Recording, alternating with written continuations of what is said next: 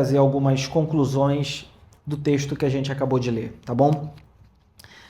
Ô, Nath, eu vou começar do verso 15, tá bom? Do verso 15.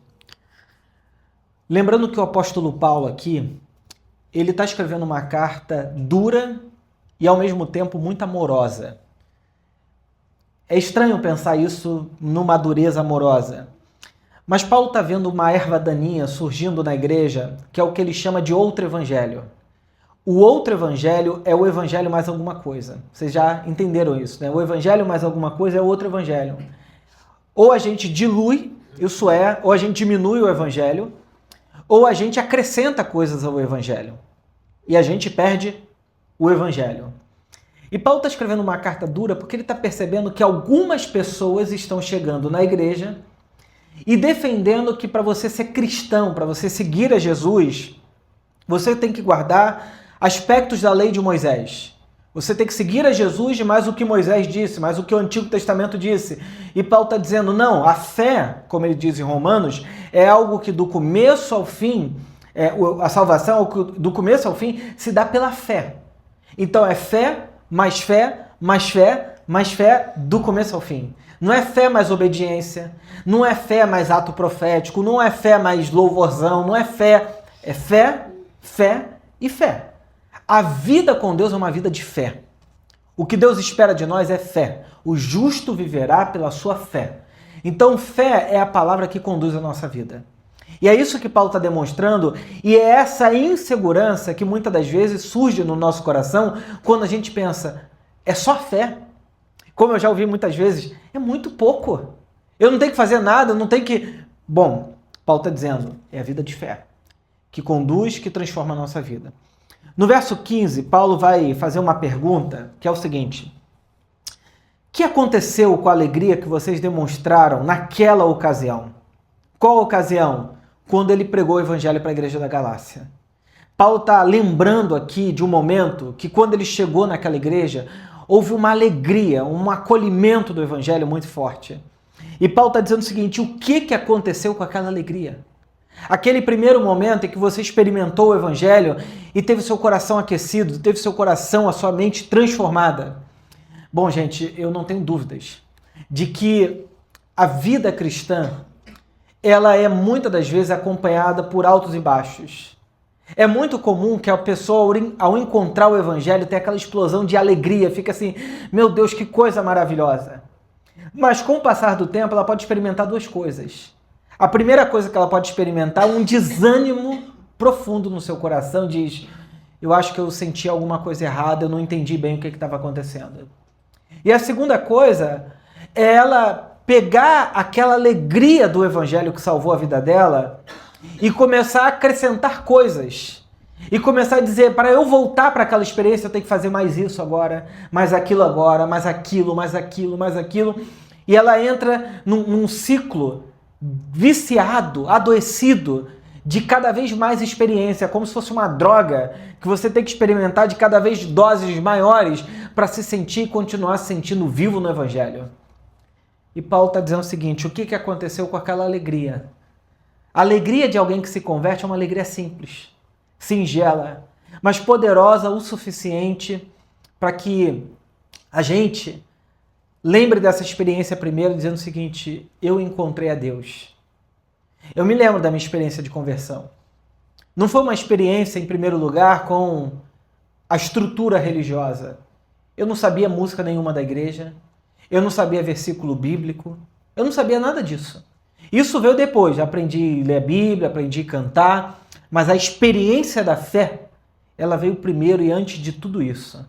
E aquela experiência da fé foi suficiente, poderosa, para me transformar. E dura na minha vida até hoje. Altos e baixos, com meus pecados, dura até hoje. Essa é uma experiência singela e Paulo está perguntando o que aconteceu com essa experiência no coração de vocês? Essa alegria com a qual vocês acolheram o evangelho. Estou certo, Paulo vai dizer, de que se fosse possível teriam arrancado os próprios olhos e os teriam dado a mim, porque Paulo provavelmente era um homem que tinha dificuldade de divisão, de enxergar. Era um homem, como se sabe até pela história da igreja, que era uma pessoa assim que ele vai dizer, eu tenho que escrever com letras garrafais. Paulo era provavelmente uma pessoa que, se vivesse no nosso mundo, estaria de óculos. E isso já é uma coisa importante para a nossa teologia. Sabe por quê? Porque tem uma teologia pregada aí que diz o seguinte, se você crê em Jesus, você não vai ficar doente. Se você crê em Jesus, você não pode ficar doente. Uma teologia que surgiu com um cara chamado Kenneth Hagin, e é um problemaço até hoje nas igrejas neopentecostais que acreditam que a pessoa que se converte a Jesus, ela não fica doente e prospera financeiramente.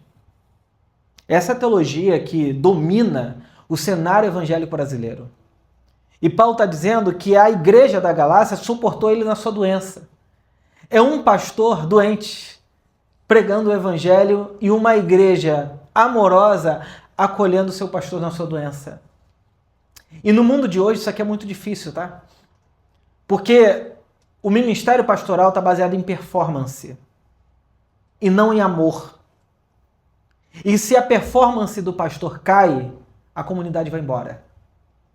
Porque o que as pessoas buscam é performance, entretenimento, um jeito de falar meio afetado, assim, sabe? Um jeito de comunicar com uma musiquinha de fundo. E Paulo está dizendo o seguinte, que o evangelho, quando entrou no coração das pessoas naquela igreja da Galácia, ele foi tão poderoso que aquelas pessoas suportaram Paulo em amor na sua doença. Paulo está dizendo, se vocês pudessem, vocês teriam arrancado os próprios olhos e dado a mim. Tamanho amor daquela igreja pelo seu, digamos assim, pastor chamado Paulo. Aí no verso 16 ele fala assim, acaso eu me tornei inimigo de vocês porque eu lhes digo a verdade? Paulo está sendo duro com aquela igreja, mas ele sabe que a verdade é uma coisa difícil. Olha, nada mais difícil do que você ter que dizer a verdade. Em amor, mas dizer a verdade. Quem diz a verdade o tempo todo não tem amor, a pessoa deve estar com um problema de filtro. Mas quando você sabe o seguinte, eu tenho que ter uma conversa com tal pessoa, eu tenho que ser verdadeiro, isso é muito difícil. É muito difícil porque você tem que, mesmo em amor, dizer a verdade e você sabe que aquela verdade vai doer. Você sabe que aquela verdade vai incomodar. Não é fácil. Não é fácil porque a verdade em amor pode causar uma divisão, pode causar um sofrimento momentâneo, mas é necessário. E Paulo vai dizer, esses falsos mestres são extremamente ansiosos para agradá-los, mas as suas intenções não são boas. São pessoas que estão procurando no algoritmo, estão procurando nas redes sociais aquilo que mais funciona. Você sabe que o mundo de redes sociais é assim, né? Eu fico pesquisando sobre rede social e eu sei que o mundo da rede social é, se você pegar aquilo que está no hype, aquilo que está fazendo sucesso, vai funcionar melhor. Mas Paulo está dizendo o seguinte, olha, essas pessoas, elas vivem assim, ansiosas para agradar vocês. Ansiosas. Mas as suas intenções não são boas. O que está por trás desse desejo, desses falsos mestres, não é uma coisa legal. Não é uma intenção boa. Assim como a gente sabe que no nosso mundo há muitos pastores que entram para o ministério pastoral para ganhar dinheiro, grana. A igreja é business, é negócio. É negócio mesmo. Eu não penso na pessoa da música como alguém que é o meu irmão em Cristo. Eu penso na pessoa da música que vai fazer sucesso na igreja. O que está tocando agora aí? O que é famoso? Chama para cá, a gente paga e a gente vai lotar essa igreja aqui. É assim que funciona. O jogo não é comunidade. O jogo não é evangelho. O jogo é entretenimento, é negócio. E isso é um problema para o evangelho. Vocês estão entendendo que o evangelho é uma coisa que não tolera esse tipo de lógica, esse tipo de mentalidade? O evangelho é uma coisa que traz vida. O problema é que a gente transformou aquilo que era a experiência própria do evangelho numa coisa artificial. Parece, mas não é. E Paulo está dizendo exatamente isso, que essas pessoas têm intenções de agradar o auditório, mas no fundo, o coração delas não está ali. Não está nem aí para as pessoas, inclusive. Querem afastá-los de mim para que dependam deles. Essa talvez seja uma das coisas mais difíceis de um pastor dizer. Chegar para uma pessoa que está apaixonada por um falso evangelho e dizer o seguinte: olha, isso que você está acreditando aí não é o evangelho. E isso está afastando a nossa relação. Porque no fundo a pessoa pode dizer o seguinte: mas eu acho que o meu pastor está enciumado, porque agora eu encontrei o pote de ouro aqui no fim do arco-íris e ele está achando que ele vai me convencer do contrário. Nós psicanalistas também passamos por isso. Às vezes, quando a gente tem que dizer uma verdade dura para um paciente, a gente passa pela experiência dura de demonstrar o quanto que uma fantasia pode criar uma imagem irreal daquilo que a pessoa está vivendo. A pessoa diz: mas eu estou tão apaixonada por tal pessoa, e você sabe que é só fantasia. Você sabe que o amor se sustenta quando a fantasia cai. A fantasia acabou, agora vamos conversar sobre amor de verdade.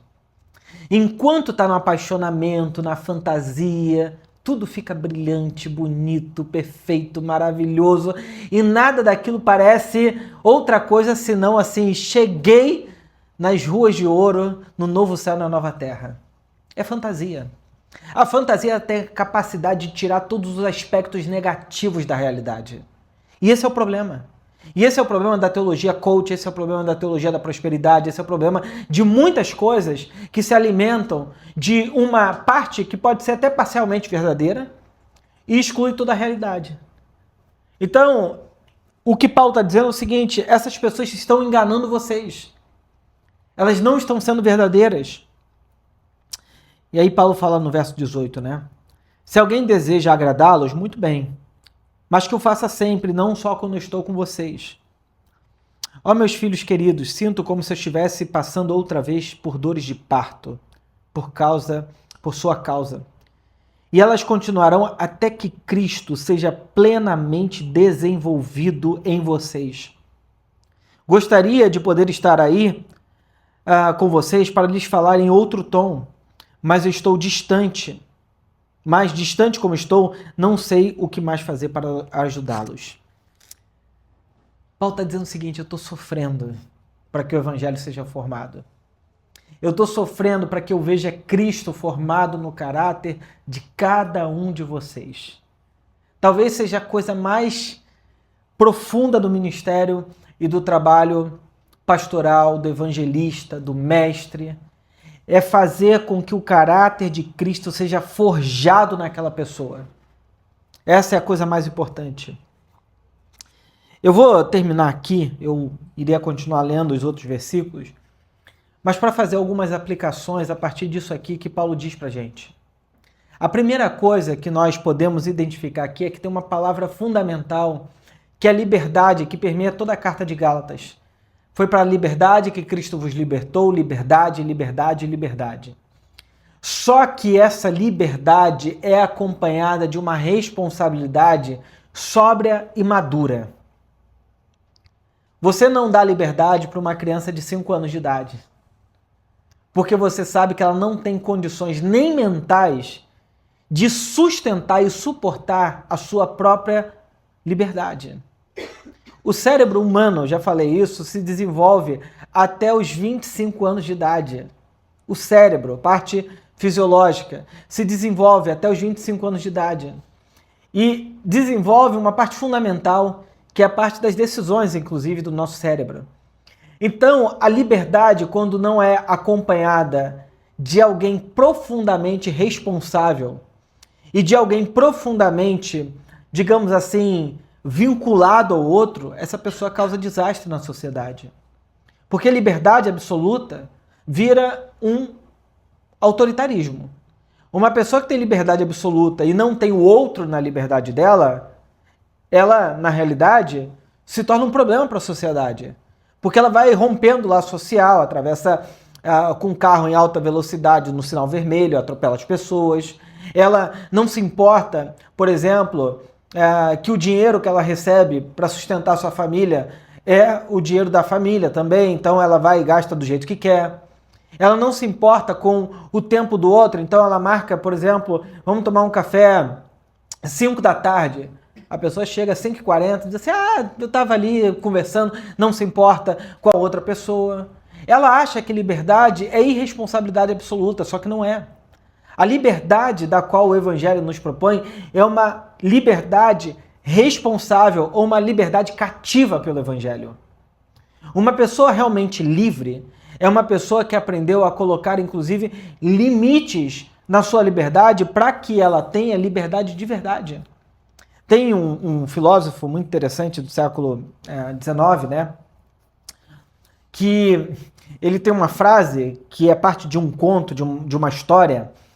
E a história são 4 pessoas, né, que vão entrar dentro de uma sala toda branca.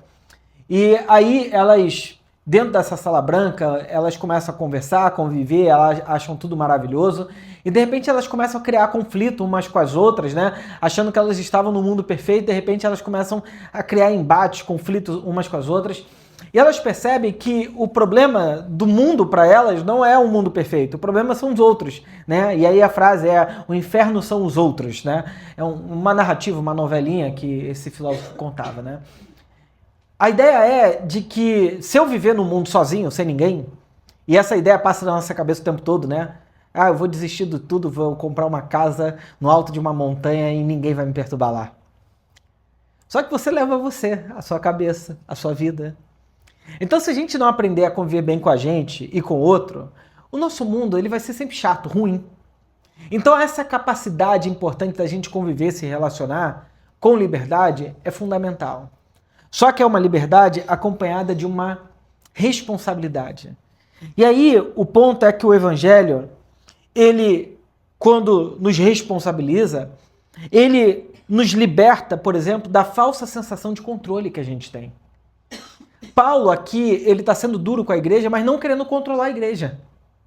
Ele está sendo duro dizendo, olha, existe o Evangelho e vocês devem voltar para ele, mas não querendo controlar a igreja. O controle é péssimo. Você viver a vida controlada por uma outra pessoa é péssimo. E pode ser o marido querendo controlar a esposa, pode ser a esposa querendo controlar o marido, pode ser a namorada querendo controlar o namorado, namorada. Controle é péssimo. Controle é bom na vida infantil. E é importante que o pai e mãe tenham um certo controle sobre o filho para que ele não se mate. Porque a criança tem uma tendência, óbvio, por não ter muitas noção de consequência, às vezes pode fazer coisas absurdas. Então é natural que a criança saia correndo pela rua, o pai tem que segurar ou a mãe pela mão e dizer o seguinte, você não vai correr, eu vou te segurar aqui. Controle, importante. Agora, para pessoas adultas, essa sensação de que eu tenho algum poder de controle sobre o outro, ela é falsa. Obviamente que eu não estou dizendo para aquelas pessoas que realmente têm um poder, sejam líderes de suas empresas, dono de uma empresa, ou responsável por um grupo, ela tem um poder. Mas esse poder é um poder de tomar decisões, mas não é de controle. O controle é essa sensação de que para eu me sentir seguro eu tenho que controlar os outros. Isso é uma postura infantil.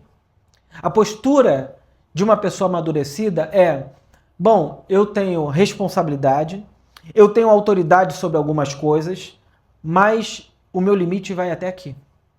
A minha atuação vai até aqui. O meu poder de gerência vai até aqui. E com isso eu me contento. Eu não posso controlar de fato ninguém. E liberdade é essa capacidade de eu saber o meu próprio limite em relação ao outro.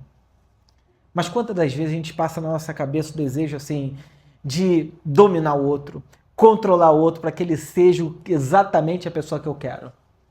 Quantos casais, por exemplo, não querem controlar um ao outro e vira uma relação horrível? Sabe por quê? Porque quando a gente quer controlar o outro e o outro se torna exatamente do jeito que a gente quer, a gente perde o interesse na outra pessoa. O interesse está na diferença, por mais estranho que seja esse negócio. Então o Evangelho, ele nos liberta dessa falsa sensação de controle. O Evangelho nos liberta de um medo que permeia o nosso coração o tempo todo. O medo do poder do dinheiro.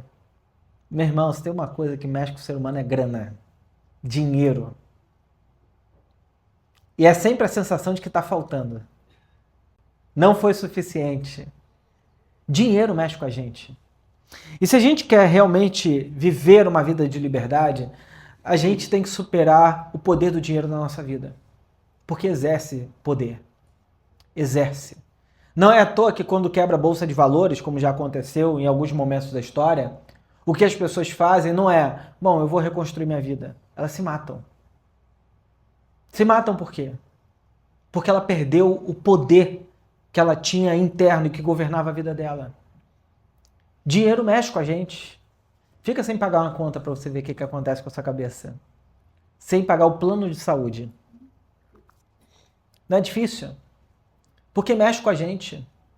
Mexe com a nossa ganância de sempre querer ter mais e mais e mais e mais e mais e mais. É um buraco insaciável.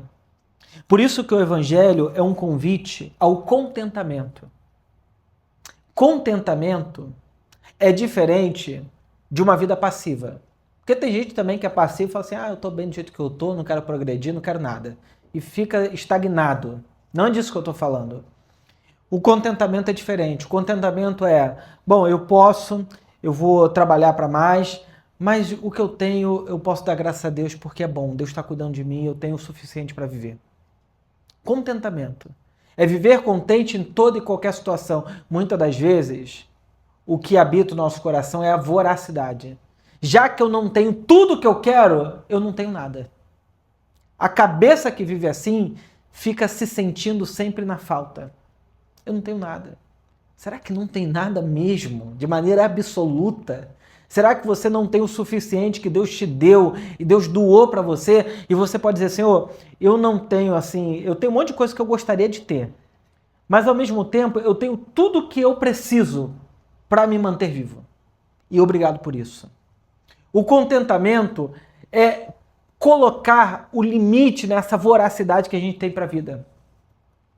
E aí, gente, deixa eu dizer uma coisa. Existe um momento na vida que é importante ter essa voracidade, em vários momentos. No momento que a gente está se construindo, no momento que a gente está se formando, você vai precisar ter um pouco de voracidade para construir algumas coisas. Terminar a graduação, para quem for para a vida acadêmica, mestrado, doutorado, pós-doutorado. Para quem for para a vida, enfim, empresarial, talvez fazer uma pós-graduação, trabalhar. Tem um momento da vida que a gente tem que fazer isso mesmo, trabalhar muito, muito, muito, muito. Só que esse trabalho bastante, e é necessário, né? Especialmente para quem não vem de família rica e tem que construir uma série de coisas, é importante, é fundamental. Só que isso sem contentamento desgasta o coração. Faz com que a gente esteja insatisfeito o tempo todo. Esteja cansado o tempo todo, esteja assim, poxa, tá faltando. Será que tá faltando ou o seu coração ainda não consegue descansar somente em Deus, dizendo, Senhor, muito obrigado. Eu não tenho ainda tudo que eu quero, mas obrigado porque eu tenho o que o Senhor tem me dado. Obrigado. E a terceira coisa que o Evangelho nos liberta é de uma maldição chamada performance. Você sabe o que é performance? Performance é o seguinte, bater meta. Você cumprir prazos. A nossa vida hoje, gostando ou não, é assim. É ou não é, gente? Sinceramente. Tem um monte de gente que tem empresa, que é líder de pessoas. É meta. Bater meta. Cumprir horário, fechar prazo, entregar o que tem que entregar. Eu sei que é assim. Eu conheço vocês. Entendeu? Eu sei que funciona assim. Só que tem um momento que a gente tem que desvincular a nossa performance da nossa identidade em Cristo. Eu não sou uma pessoa boa, amada, quando eu consegui fazer tudo. Eu sou uma pessoa boa e amada independente do que tenha acontecido. Funcionou o projeto? Não funcionou? Eu entreguei? Não entreguei? O cliente funcionou? A minha vida está garantida, a minha identidade não depende da minha performance. Porque senão a gente fica sufocado pela ideia de que eu não cheguei a ser quem eu quero ser, e enquanto isso não acontecer, eu não sou ninguém. Eu não sou nada. Eu não sirvo para nada. Eu sou insuficiente. Eu sou uma pessoa que falta. Será que você está vivendo essa falta porque você está com aquela expectativa de que eu só vou me tornar essa pessoa o dia que eu chegar lá? Ou será que você perdeu a capacidade de enxergar que você já é alguém amado por Deus? Você já é alguém que a Bíblia diz o seguinte: bondade e misericórdia certamente me seguirão por todos os dias da minha vida enquanto eu viver. Será que você perdeu a capacidade de enxergar o quanto da bondade e da misericórdia de Deus cercam a sua vida? Pense nisso. Porque senão a gente vai ficar como um ratinho de laboratório correndo atrás do que a gente deveria ser.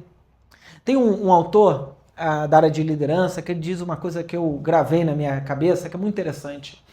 Ele diz assim: tem gente que passa a vida toda construindo a escada do sucesso e chega no topo da escada e descobre que construiu a escada na parede errada. Está construindo, está vivendo. Eu me lembro em São Paulo de uma família que o cara vivia viajando, ganhava muito dinheiro e com 50 anos, se não me engano, morreu, fartou, morreu. E a esposa chorava muito, assim, chorava. E chorava, ela dizia que não chorava pelo marido que tinha perdido, porque ela não viveu muito com esse marido. Ela não conhecia bem o marido. Ela chorava pela vida que ela estava perdendo, porque ela não teria mais todo o dinheiro que ela sempre teve por conta do trabalho desse marido. Então ela não estava se importando com a pessoa, mas com a vida que ela tinha. E tem muita gente que, em nome da performance, casa não por amor, casa para manter o status com a pessoa com que ela está casando. Tem muita gente que, em nome da performance, só se relaciona com gente, e eu já ouvi isso várias vezes, que está acima dela. Não, eu não me relaciono, eu faço networking. Gente, uma vida assim, e eu acho que é importante networking, conhecer pessoas, mas se eu só me relaciono baseado nisso, eu construí uma vida infeliz sem saber. Infeliz. O que Paulo está dizendo para essa igreja são essas coisas. Vocês estão trocando a sobriedade, a alegria do evangelho simples por uma vida que torna os olhos de vocês brilhantes, mas não é realidade. Não é verdadeiro. Vocês estão trocando o verdadeiro evangelho, que é uma coisa simples e poderosa o suficiente para transformar vocês, por uma coisa que engana vocês.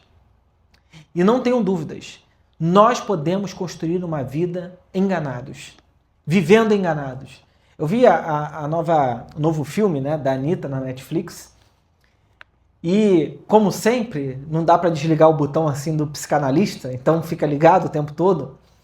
E é muito interessante que ela faz, eu não vou dar spoiler, né, até porque a vida dela é pública, então não tem muito spoiler para dar, mas ela faz uma diferença o tempo todo entre a Larissa e a Anitta.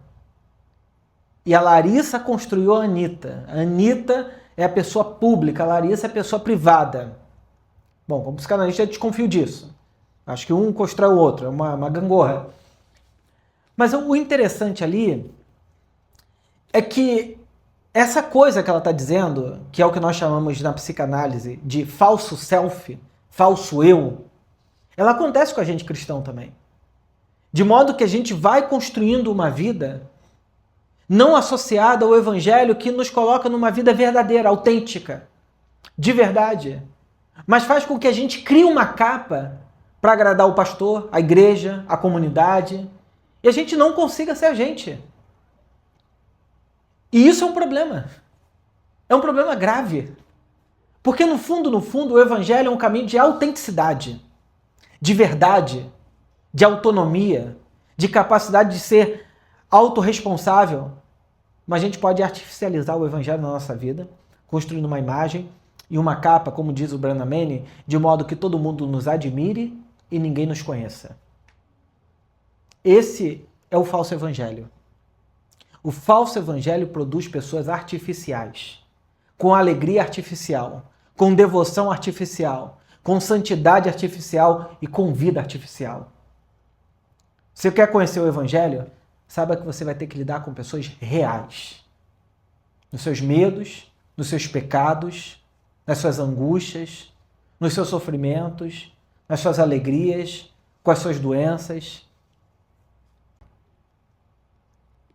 A gente que é pastor, Mazinho sabe disso, a gente tem que lidar com a pessoa, né, Mazinho? Um dia na igreja e outro dia fazendo o velório dela.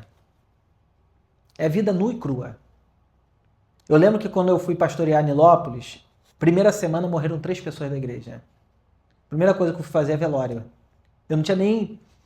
Eu preguei um domingo e fiz 3 velórios na semana seguinte. Eram pessoas da igreja, eu nem conheci, vivas. Entende o que eu estou falando? Isso é o poder que o Evangelho provoca dentro da gente. Lidar com a vida real e aprender na vida real a ter alegria. Não se desbotar com a vida real. Porque dependendo do que tu assiste aqui, você pode achar que o mundo é o pior lugar do mundo. Violência, morte, não sei o quê. Ou você pode dizer o seguinte, olha, existe muita coisa ruim no mundo, mas mesmo assim tem muita coisa para celebrar. Tem muita vida para celebrar, para gostar, para amar, para lidar, para, enfim, para viver. Então o Evangelho é essa sobriedade que diz assim, Senhor, obrigado. Pela vida do jeito que eu tenho, obrigado. Obrigado. Então nessa manhã, início de tarde de domingo, eu gostaria que você trouxesse o Evangelho para dentro do seu coração e experimentasse dessa alegria genuína, mas sóbria, calma, pacífica, que transforma a nossa vida. Que transforma a nossa vida de maneira radical. E vocês vão ver o poder que isso tem na vida de vocês. Não é acreditar em Jesus aqui, ó. Eu acredito, Deus. É acreditar em Jesus na vida, no dia a dia, encontrando um caminho de esperança. Sabe quando você está em sofrimento, mas você tem um sofrimento sóbrio porque você confia em Deus? É o Evangelho. Sabe quando você está vivendo um momento difícil, mas você tem um momento difícil sóbrio, calmo, porque você está vivendo em Deus? Isso é o Evangelho. É o coração não se desesperar tanto, é não se tomado pelo medo, pela angústia. Sobriamente você vai dizendo, Senhor, muito obrigado por esse dia, você vai vendo as coisas melhorar, pouco a pouco, paulatinamente, sem aquele milagre extraordinário, mas você vai vendo Deus agindo no dia a dia ali, e as coisas sendo colocadas no seu devido lugar. Mas me ajuda no violão para a gente orar juntos aqui. Vocês podem permanecer sentados.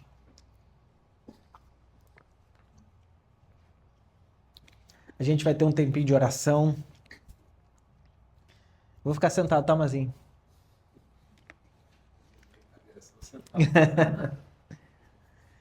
Mas eu queria que você orasse aí no seu coração, pensando nas coisas que acho que Deus pode ter falado contigo aqui nessa mensagem. As coisas que Deus pode ter comunicado ao seu coração, que você precisa organizar dentro de você. E pedindo a Deus mesmo graça, socorro, o favor dele, de modo que a gente possa experimentar essa alegria do Evangelho, essa alegria sóbria, verdadeira. Vou dar um minutinho aí para você orar em silêncio e depois eu oro com vocês e a gente termina, tá bom?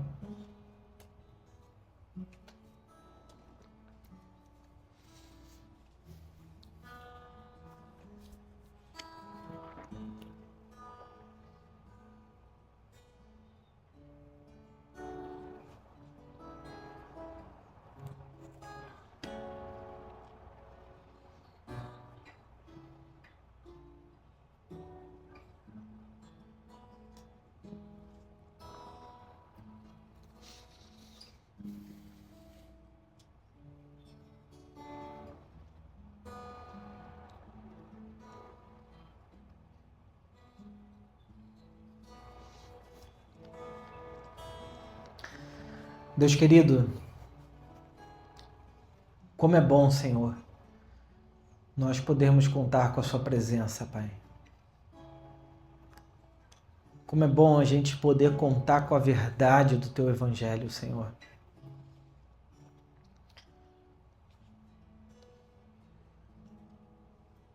Que de maneira sóbria, amorosa, calma. Coloca o nosso mundo interno em ordem, Senhor. Pacifica a nossa mente, nosso coração, o nosso dia a dia. Que a gente enfrenta tantas adversidades sem ter que adulterar nada do Teu Evangelho, Senhor. Com o nosso coração posto somente em Ti, Jesus. Obrigado por isso, Senhor. Que o Senhor renove essas experiências da nossa vida, de ver a Tua ação, Senhor, de ver a Tua graça de maneira visível, de modo que a gente só possa dizer: foi o Senhor que fez isso. Foi o Senhor que agiu dessa forma. Foi a Tua mão que conduziu a nossa história. Ô Senhor, faz isso dia após dia. Ao mesmo tempo, naqueles dias que parece que nada acontece, nos dê a capacidade de Te enxergar, Senhor. De Te perceber, de não perder a sensibilidade da Tua presença perto de nós, Senhor. É o que eu Te peço, Jesus. É o que eu Te peço, Senhor, para a glória do Teu nome. Amém. E que a graça do nosso Senhor e Salvador Jesus Cristo, que o amor de Deus, nosso Pai, e a doce comunhão e consolação do Espírito Santo seja sobre a tua vida, hoje e para sempre. Amém. Amém.